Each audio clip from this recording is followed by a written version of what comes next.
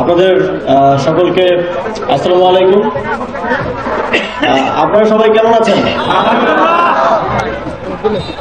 আমরা অন্তর্বর্তীকালীন সরকার দায়িত্ব নেওয়ার পর থেকে আপনারা যেন ভালো থাকেন তার জন্য দিনরাত সবাই কাজ করে যাচ্ছি এবং আপনারা কেমন আছেন, আপনাদের কি কি প্রয়োজন সেটা জানার জন্যই সরজমিনে এখানে আসা। আমরা সাম্প্রদায়িক সম্প্রীতির বাংলাদেশ চাই। বাংলাদেশে কোনো সম্প্রদায়কে শুধু সাম্প্রদায়িক পরিচিতির কারণে কোনোভাবে যেন বঞ্চিত কিংবা কোনো ধরনের নিগ্রহের শিকার না হতে হয় সেটা নিশ্চিত করতে চাই, সেটা নিশ্চিত করার জন্য কাজ করছি।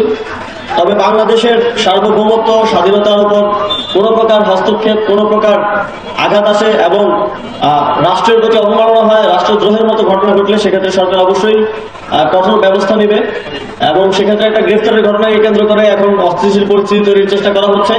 আমরা স্পষ্টভাবে বলতে চাই, কেউ যদি রাষ্ট্রদ্রোহের মতো ঘটনায় যুক্ত থাকে, সে যেই হোক, যত বড় নেতাই হোক, তাকে কোনো প্রকার ছাড় দেওয়া হবে না।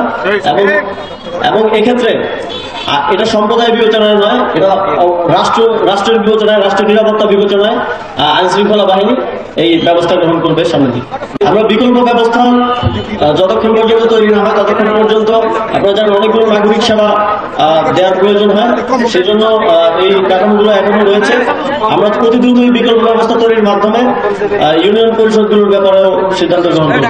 আপনারা তো দেখতেই পাচ্ছেন যে বিভিন্ন গোষ্ঠী, বিভিন্ন গ্রুপকে উস্কে দিয়ে হামলা, তারপর সংঘর্ষের মতো ঘটনা গতকালকে আপনারা দেখেছেন। সকালে কিভাবে বিভিন্ন জায়গা থেকে, প্রান্তিক পর্যায় থেকে জনগণকে ভুল তথ্য দিয়ে 1000 কোটি টাকা দিয়ে ঋণ দেওয়ার স্বপ্ন দেখিয়ে ঢাকায় নিয়ে যাওয়া হচ্ছিল একটা অস্থিতিশীল পরিস্থিতি তৈরির জন্য।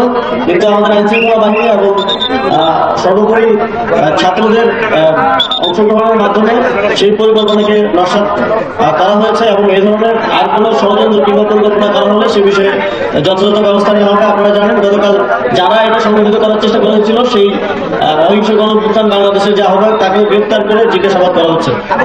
ধন্যবাদ।